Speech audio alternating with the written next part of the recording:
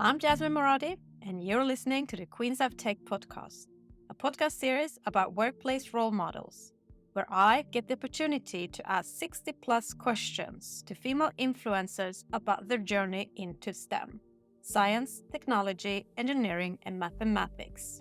My vision with this podcast is to raise the workplace ecosystem for women in tech.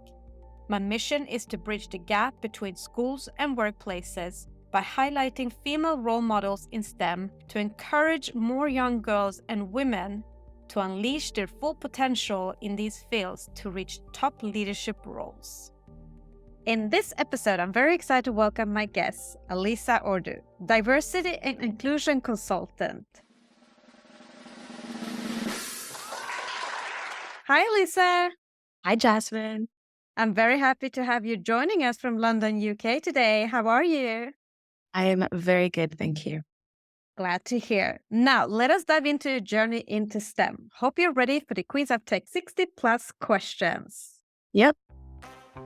Let's warm up with a few fun facts about you. How would you describe your personality in 3 hashtags? Hashtag optimist, book enthusiast, and also maybe something along the lines of why networking is great. How would you describe your life in 3 sentences? I would describe my life as always traveling, thirsty for knowledge, and keen to connect with others. What kind of music stimulates and motivates you the most? I find when I'm doing deep work, strategy work, I tend to listen to something like Debussy or something classical. And if I'm doing something where I'm just drilling out tasks, then it's just hardcore techno. What is your personal motto? Inclusion is an action, never simply a feeling. What is your favorite book? My favorite book at the moment is Growth Mindset. What is your favorite podcast? My favorite podcast right now is yours. Mac or PC? Mac, baby, Mac. Say something interesting about you that most people don't know. I'm quite good at picking up languages. My Spanish is good, my French is okay, there's some German, Portuguese in there, a little Arabic, a little Italian. Most people probably don't know that unless they've traveled with me. What is your hidden talent? Music, definitely singing and playing guitar. If you were going to write a book about your life, what would the title be? Maybe On Being Mixed. Great start, Alyssa. Now, let us dig deeper. Our childhood has an effect on our adulthood. Our early experiences shape our belief about ourselves, others, and the world. Now I want to discover your childhood. Where did you grow up? I grew up in the Philippines. I was there for 5 years. And I also grew up in the States. I was there on and off for 10 years. And then later, I was in Tunisia. Wow. What was your dream job as a child? I've had so many, I was one of those kids. One of them was to grow up to be a singer. Music was definitely a big part of it. But I also really wanted to be a therapist as well. Especially as a kid, I was very fascinated with people and couples and relationships, and probably, according to my parents, too fascinated. But I think in the back of my mind, I thought, will I grow up to do some form of therapy? Maybe. What was your favorite subject in school? I loved my arts classes. I loved my music classes. I think the one I probably engaged with the most was English, whether it was reading or writing. That was always where I had the most attention. What was your least favorite subject? I didn't have one. I remember growing up hearing, which I think a lot of girls grow up hearing, that, we're not so good at maths, or it's a boys' subject. Same with science. And even within, some people I knew and with family as well. I remember when I went to uni, because eventually I did study psychology. And I remember thinking that little voices in the back of my head that I'm not good at maths, girls are shit at maths, it's not going to happen. And shooting myself in the foot maybe by studying a science subject. And ultimately when I was in uni, fun fact, statistics was my best subject because I tried the most in that subject because I had that voice in my head saying that I couldn't do it. And then I ended up doing that better than the aspects of it that I enjoyed more. What is your earliest memory of technology and the arrival of the internet? I don't know if this is the earliest, but definitely the deepest memory. I have very fond memories of playing Lara Croft Tomb Raider with a joystick parents' PC in the Philippines when we were using a dial-up internet connection. Which were the 3 first technology gadgets you owned? Oh, I had a Walkman, which I loved. I almost want to say my light-up shoes. At one point, I had light-up shoes. You remember those? Probably some of my mum's cooking paraphernalia. I really liked using her bread machine, even as a kid. I was always in the kitchen, running underneath her skirts, trying to use the different tools. Who was your female role model growing up and why? My mum has actually been a massive role model in my life, growing up and still now. And I probably don't give her enough credit on that front. But yeah, she's had so many pivots in her career, which is something I really deeply admire. I think the people that are able to successfully pivot and be good at more than one thing at one time, that's the dream, right? We contain multitudes, but I think people that are able to do that, I'm very impressed by. And she started as a midwife and a nurse. And then eventually she had her own landscape gardening company. And then she was doing a lot of work in philanthropy and working with orphanages and all sorts of stuff. And she's just proved herself to be this multi-entrepreneur whilst raising 3 kids. And that's always really impressed me. How do you think where you grew up and the school you went to and the generation you come from influence your education and career choice? I think growing up, moving around so much has greatly influenced me. I think it's made me obsessed probably with people and fascinated with people and culture, what makes us tick, what makes us do the things we do, and how similar we all are, even if we're separated by land and language. Yeah, growing up, moving around the world has definitely entrenched my interest in people and influenced what I've ended up studying. So I ended up studying psychology and gender and international development and globalization and all these things at Manchester and then at London School of Economics. I think that travel was a big part of what opened my eyes up to that and wanting to learn more. Very interesting. Now I'm going to read 2 quotes. First one, how does the universe expect me to choose a career path at 16? I can't even choose what I want for dinner. Second, Abraham Lincoln said, I quote, the best way to predict your future is to create it. So Alyssa, I want to know the choices behind your career path. Where and what did you study at university? I actually have a few degrees. So my first degree was an art and design foundation, which was awesome. I was doing analog film photography. And then after that, I did a BSc in psychology for a couple of years up in Manchester. And then I moved down to London to go to the London School of Economics and Political Science to do an MSc in gender, international development, and globalization. Who and what influenced you to get into your chosen field? My first degree definitely influenced my second. So one of the things that I loved when I was studying psychology was looking at community psychologies and indigenous knowledges. And in short, what I was learning in psychology was that a lot of the time people know what's quote unquote wrong with them, right? They know where they need help. They just don't have access to the goods and resources that can get them there. Or what I'm getting at here a lot of the time is privileges. And oftentimes within psychology, we have a frame of mind where it's like, medicate people. And I'm not one to say there's anything wrong with that. But oftentimes people know a lot more about what can help them than they're given credit to, but they're just not always listened to. And the realities of their communities aren't always fully understood. Basically, what I'm getting at is there's a whole space between my problems as an individual, or the issues, my daily struggles as an individual, and what links me as an individual to my group in society, and the things that collectively bring our moods down, so to speak. So that was why I pivoted from psychology to focusing specifically on gender in an international context, because I know that a lot of the things that impact me as a woman, for example, or me as a woman in the UK, that there's some overlaps there that don't always get teased out and seen. So I'd say that my studies definitely were a big influence, but also just moving around the world and talking to people and realizing that we have a lot more in common than we know. What professional roles have you had before that led you to becoming a diversity and inclusion consultant?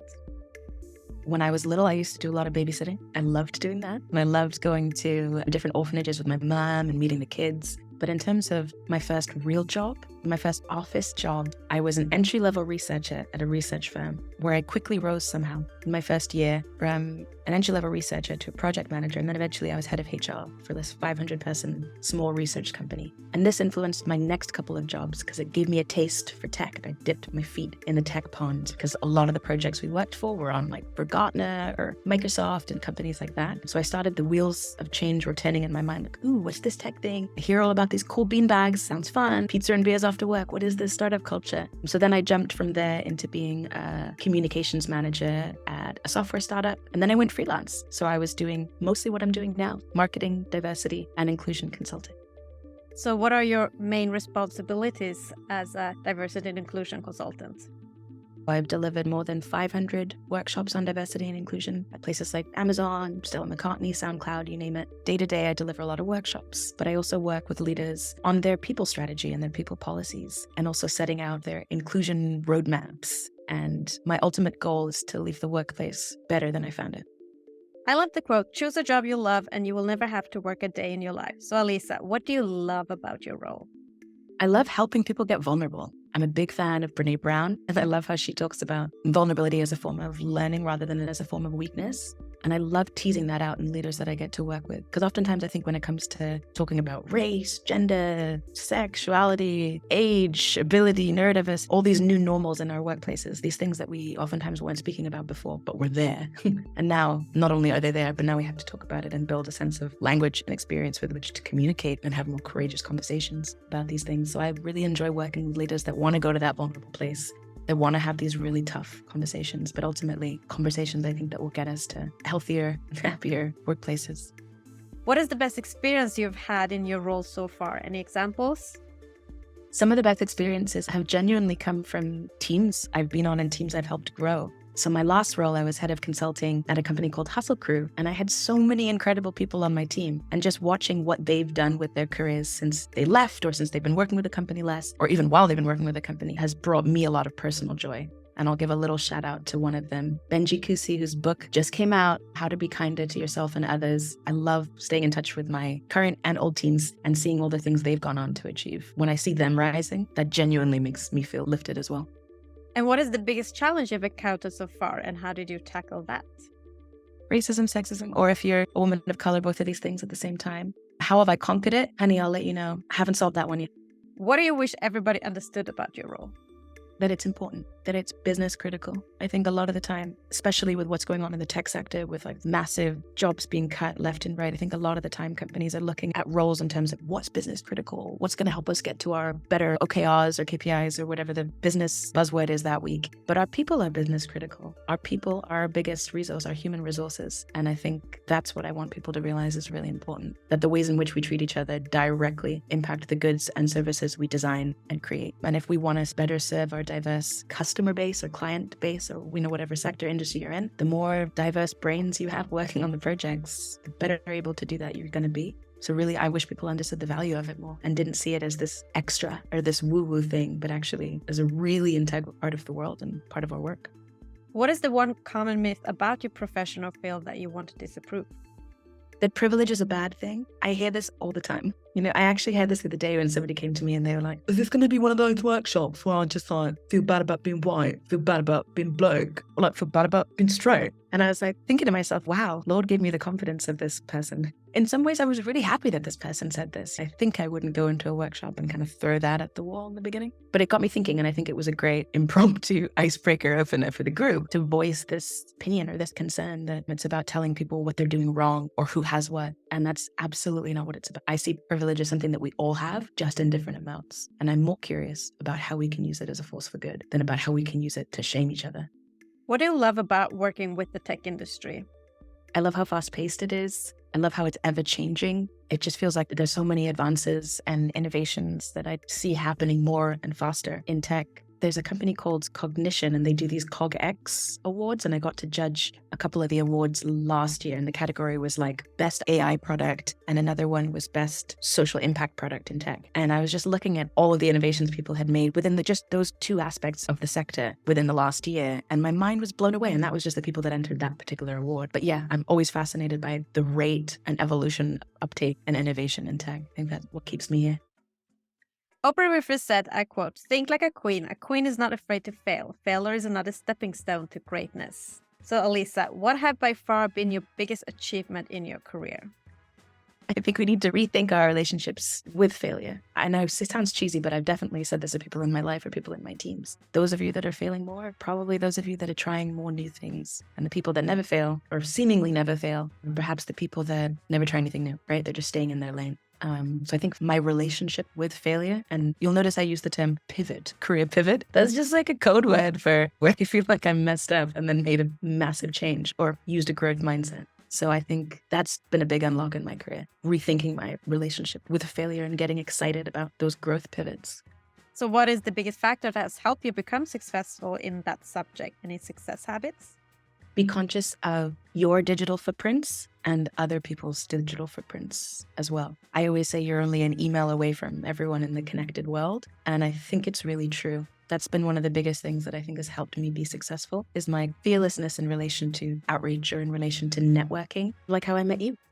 And how do you measure your own performance at work?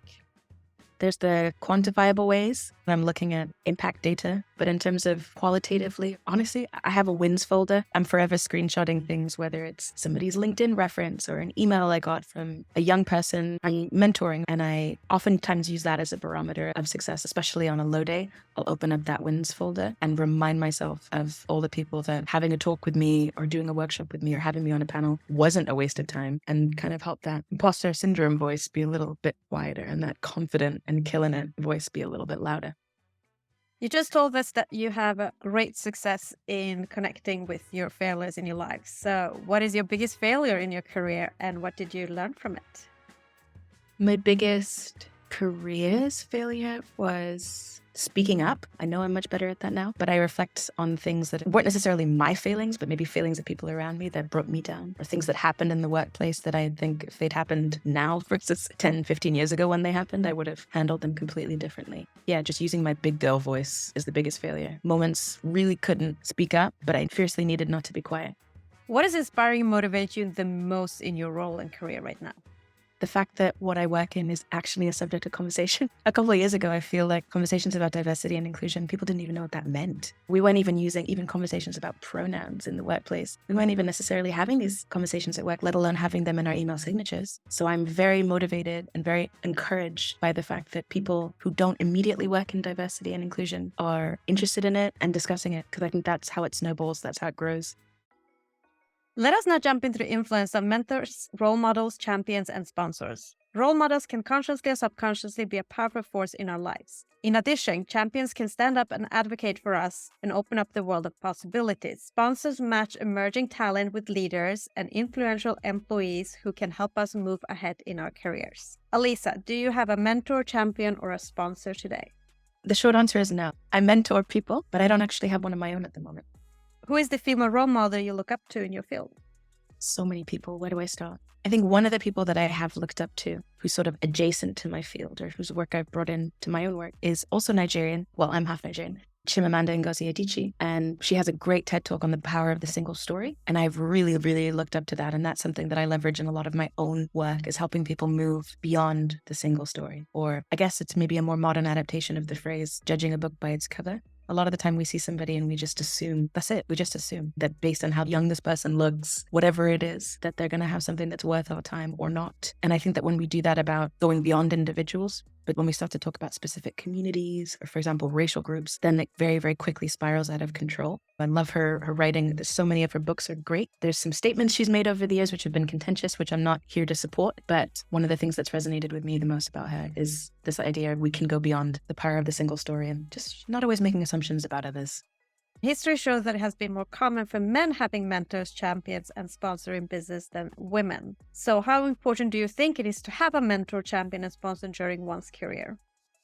I think it's really, really, really important. If you can have somebody in your life or in your career that validates your work and underlines what you're doing, or rather puts it in bold, I think that can only be a good thing. Let's move on to leadership. Adena Friedman, president and CEO of Nasdaq, said, I quote, "Empowering those around you to be heard and valued makes a difference between a leader who simply instructs and one who inspires." Alyssa, what does leadership mean to you? Good leadership to me means keeping that ladder down and pulling everybody else up. And what does bad leadership mean to you? Breaking the ladder. Who is your favorite female tech leader and why?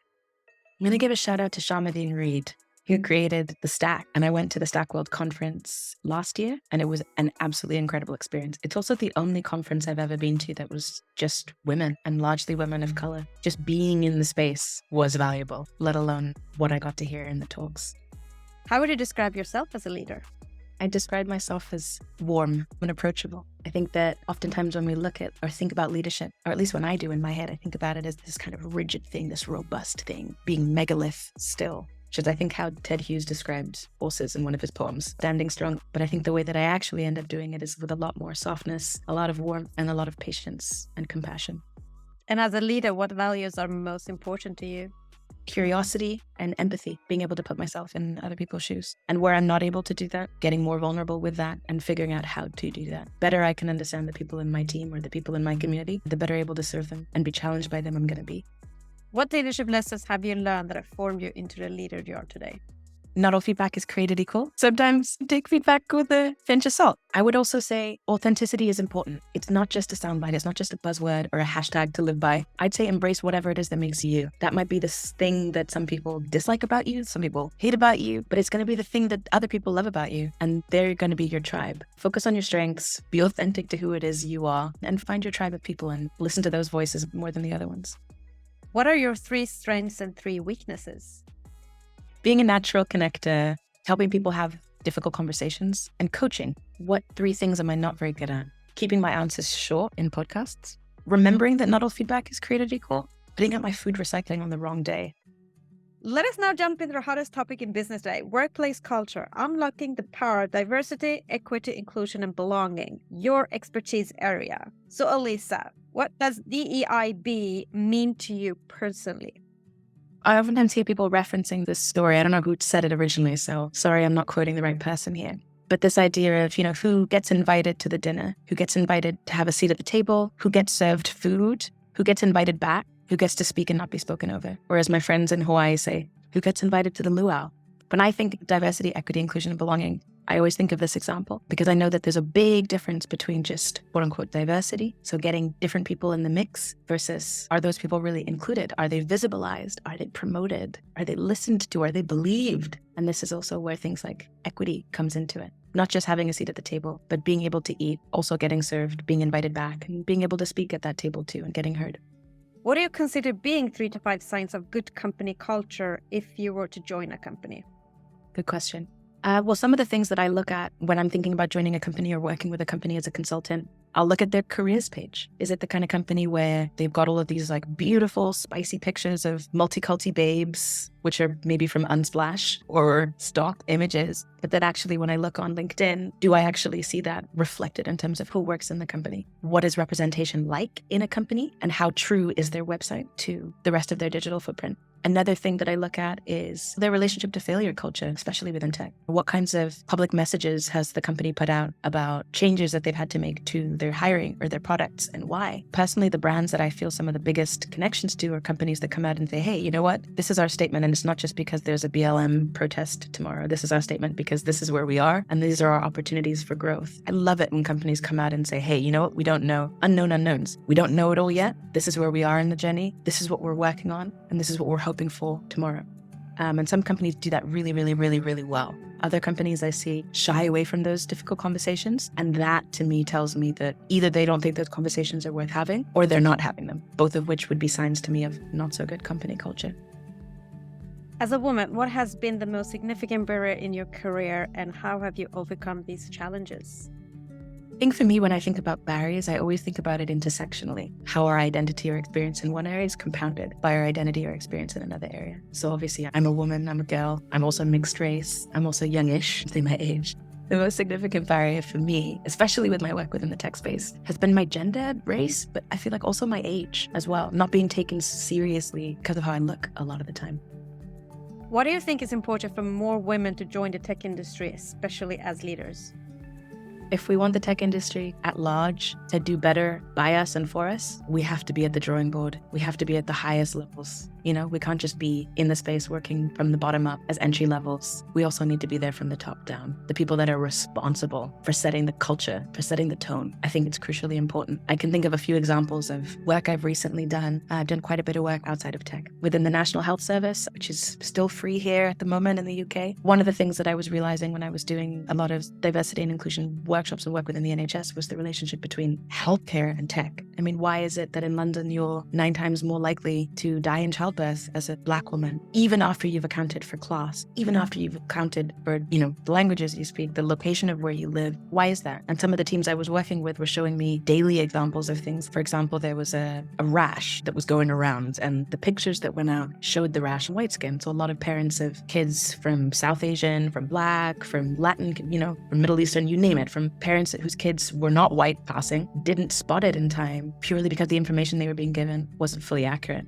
So I think when we start to think about, okay, why is it important to have women in tech, or why is it important to have greater diversity, and not just greater diversity of thought, but greater diversity of experience, I actually see it as being a life and death thing. You will be able to find more solutions for more people and to save more lives or help more lives or make more lives happier, depending on what your tech is there to build, the more that you understand about them. And how are you going to understand them if they're not also part of your team?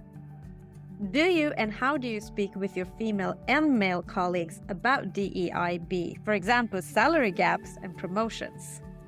I was reading the other day, whether it was in McKinsey or Forbes, that at our current pace, we're going to close the gender pay gap in like 100 years or something. I'm not even going to quote what the information said about the ethnic gender pay gap, but I can tell you it was worse. Basically, selfishly, I don't want to wait that long. In terms of how I talk to colleagues about salary gaps, I hit them with facts. And if anybody asks me what I'm earning, I'm always very transparent about that. I wish more companies were transparent about that. But there are some jobs boards that I've seen out there in communities like Ada's List and Alpha. There's so many communities out there, largely of women in tech, who are getting really serious about, hey, this is my job title, this is what I earn. Real people, real jobs, and all around the world. And I think that can only be a really good thing, because then we know what we're working with and also what our male and female and non-binary counterparts are earning as well.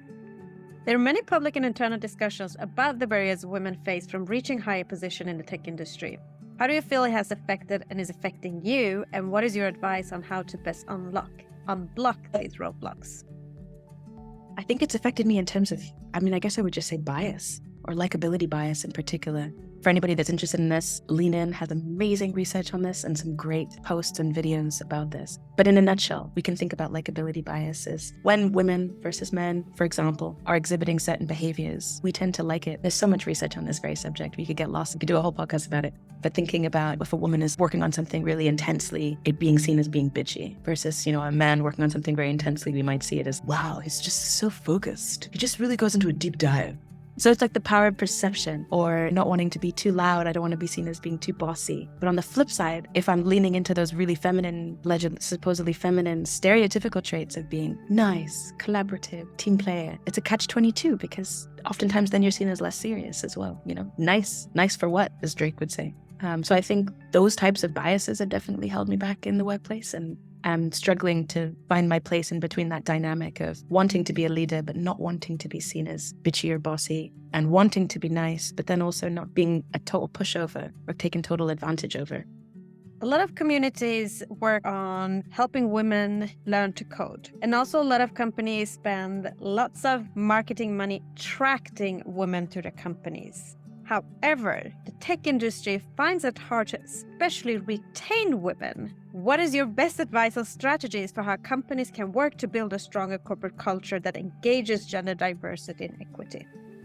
Work on that company culture. What is that company culture? I think a lot of the time, women in tech, we're told that we're imposters. We just need to get rid of our imposter syndrome. We just need to be more resilient. We just need to upskill. But when are we going to talk about the bias problem that tech has? When are we going to talk about the racism problems that tech has, or the homophobia that tech has, or the sexism that tech has, or the ageism that tech has? I think that's what companies need to do. They need to, frankly, Jasmine, they need to do the work. They need to push up their sleeves, get the elbow grease in, and not just try to attract more women, but to actually have a workplace culture in which women can thrive. Because what happens if you do all of this all of these beautiful ad campaigns, you get all these spicy chicks in there, you won't be able to keep them, let alone can't promote them, can't retain them, can't visibilize them. So I think companies need to work on their internal culture, and understanding your biases and privileges is a great place to start, because otherwise you're just going to hire women into these roles that they're just going to end up leaving. So I think the bigger question isn't just how to attract women, but how to make workplaces more equitable than they already are, and more inclusive. And then we can start to build belonging in that order. And when I say equity, I think it's very, very different from equality. Equality is kind of the dream I was sold on growing up. Treat everybody the same, it's going to be great. And that's cool, treat everybody the same. Okay. And that got us here. It's a little bit like the book, What Got Us Here Won't Get Us There.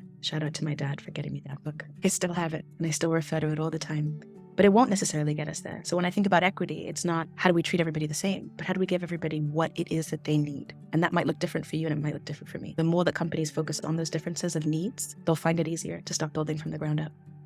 What would you say are the few challenges of implementing DEI, the belonging culture in a workplace today? I think people give up too easily. That's something I've seen. There's a lot of buzz around global social movements like Me Too, Black Lives Matter. But your people are there, and your people policies outlive. Well, they're not necessarily going to outlive these social movements. These social movements have not died, by the way, people. They are still happening. There's still people keeping them alive. But for a lot of people, they just see these as moments in time. So I think that is one of the challenges, is people just showing up as allies or performative allies in the moments they think matter, or when there's a cute soundbite, or when it's appropriate to put that black square or whatever square. Is people jumping on these moments, but then not really living that truth in between. So I think that's one of the biggest problems that I see, is companies giving up too soon. And also people being afraid of making mistakes. I see this so much.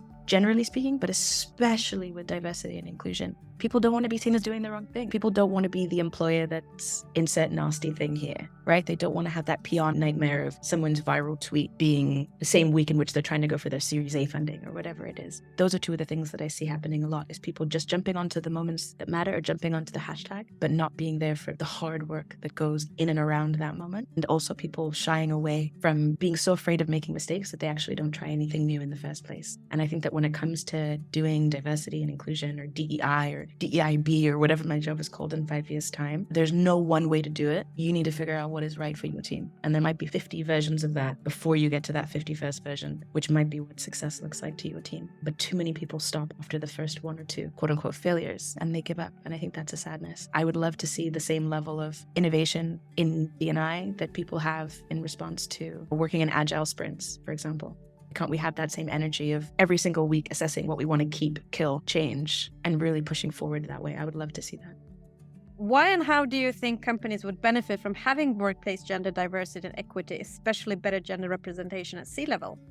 I know from research, but also being a human, the more diversity is represented in our leadership, the better outcomes we have as businesses. All of the biggies, McKinsey, Forbes, Lean In, all these places, all these massive research bodies will tell us, or even London School of Economics research, they'll tell us that companies that have gender and racial diversity in the board, in C-suite management, tend to make more money. So even if your angle is, I don't give a fuck, I just want my company to do well, even if that's your angle, then do it. But also, I know that not just about making money, but the people that are interacting with whatever it is that your company does probably don't only look one way. And if that is true, then why are the people that work for your company only one way? And surely if the people that work for your company have more of a range of experiences that they can draw from, they'll be able to draw when they're serving those diverse customers in the first place. How are you going to make solutions for people that you don't understand? Kind of comes back to that conversation we were having about healthcare and the skin rash and what shows up on what skin and how we don't know what these things are unless that diversity is shown to us in the examples that we have access to. So yeah, getting more women in leadership or more women in C-level positions, not only because it's the right thing to do, but it's the best way to help your business grow. And how much do you think the tech industry has changed regarding this subject since you joined, helping them? A lot. And I'm seeing it on a lot more websites now, I can tell you that. Just do a massive scan of websites out there, you'd see that it's a part of so many more tech companies now than it was. In terms of at least talking about it, that's something that I've seen is a major change. A lot of these companies wouldn't have even had those words on their website before the last couple of years, or maybe the last 10. Yeah, talking about it, paying lip service to it is one of the big changes, or it just being a part of our collective consciousness. Looking back on your career, what one thing would you have changed in your working environment to break the bias? Calling it out. Looking forward, what will you do as a leader to improve the bias for the next generation of women in tech, beyond the amazing work you're already doing? Thank you. I'm going to say calling it out again, speaking up and speaking out. One of the things that I really like to do in my spare time is doing things like this, being on podcasts, being on people's panels. And I think it's really important for those of us that feel able to come out and talk about our experiences of working in tech. If we want to change the space, we also have to be honest about what changes we want to see, but what the realities are today. And I think just hearing from everyday women, I was speaking on a panel about this the other week, which was specifically about getting more STEM women into tech. And yeah, I think just speaking out loud and not just having these conversations in private and not being gatekeepers as well. You know, when younger women in your network or other women in your network or other people, other non-binary people from other minoritized backgrounds come to you and say, hey, you know, what's that company like? Or you know what, hey, what got you from A to B? Tell them the truth. Tell them the truth. I think we need to be more honest and outspoken about our realities and not have it be this elusive, opaque, kind of mysterious thing. People need to hear our stories. Let us move on to another hot topic in business today, which is work-life balance and mental health. Alyssa, I'm sure that you have, without a doubt, a busy lifestyle. How do you take care of yourself to maintain good mental health? I always try to remind myself that because my job and my passions and my interests involve a lot of pouring into other people's cups, I just constantly try to remind myself that I can't pour into somebody else's cup if mine is empty. So what I do to refill my cup, I take bubble baths a lot, my skincare routine, reading, doing my gardening, cooking my yummy, smelly ethnic foods, which I love. All of those things are part of what makes me feel good and makes me feel able to rise to all of these very serious workplace challenges that we've discussed today. Have you ever experienced burnout? Yes, I quit my job. It's happened more than once. One time I had burnout and I ended up in the hospital. That's happened a few times. Another time I left the job I was in Another time I went on a work break and I started doing some courses, which were really constructive. And I'm still doing some of those courses today. So it was all about neurolinguistic programming. I did one recently about time to think. But yeah, taking time out once you realize that you have burnt out, trying to understand why that happened and whether you're leveraging coaching, personal development, whatever it is. But if there's areas of your life where you're stuck and you want to incorporate more choice, finding outlets to help you get there. For me, that was coaching, but that could also be something else for someone else. What is your best advice on how companies can create a more mentally healthy workplace in a new now? Just spending more time listening, less time talking, whether you want to call it listening circles. I oftentimes see this happening in a great way with ESG groups. So for example, I was doing a talk last year for Snapchat, those affinity groups, or Black at Spotify or whatever it is. But yeah, I'd love to see more companies leveraging those groups that already exist, those networks that already exist, and trying to work towards better outcomes for what those networks need. Because oftentimes I see them happening and companies have all of these great little outlets, but they're operating in silos and they're not really speaking to each other. And the information, the potential greater impact that we could have to serve those different groups' needs, that information isn't really being collected anywhere useful, aside from like maybe a kind of employee survey. So I would recommend doing more listening, less speaking, more listening. And if you have some of these groups or these communities already in place, building better relationships with them and making better realities for them come true. What motivates you every day to get out of bed? Honestly, leaving the workplace better than I found it. When I think about what it was like for me as like a young woman joining the space and some of the questions I would be asked in interview or on company nights out or people touching my hair, whatever it was, I'm really happy at so many of the changes that I've seen in a positive sense, but I know that we're not there yet. So that's what gets me up. Now, let us wrap up with a few words of wisdom and piece of advice for our listeners. Alyssa, what is the best piece of advice you've been given that has helped you during setbacks in your role and career? Be you. Everyone else is taken already. And then what is the worst advice you've ever been given and how did you tackle that? Just be quiet, smile and nod. Is there something you wish you would have known or a skill you wish you had when starting out in the tech industry? The power of soft skills. I think in tech, there's such an emphasis on hard skills, technical skills, and the developers are like gold dust, which we can see in terms of pay inequities. But you need non-technical attributes as well. So that's something that I wish I had thought about sooner and felt confident with sooner. I now feel really confident about it and try to show other people there's all these other pathways. But I didn't really realize that in the beginning. And I was constantly thinking about, oh my God, I don't know how to code in CS, HTML5 or whatever. Instead of, there's all these other things I can do. There's ways in which I can work as a liaison between product teams and tech teams and HR teams, for example. We need all of us to get there. And the more of us that are represented in tech, again, the more tech is going to be able to rep us. So that is something that I wish I knew in a more fulsome capacity sooner. If you had the ability to go back in time when you were just at the beginning of your career, what advice would you give to your younger self? Don't do what everyone around you is doing just because they're doing it. Figure out what works for you and do that. What advice would you give to young girls and women who want and trying to break into STEM fields today, especially wanting to become next generation leaders?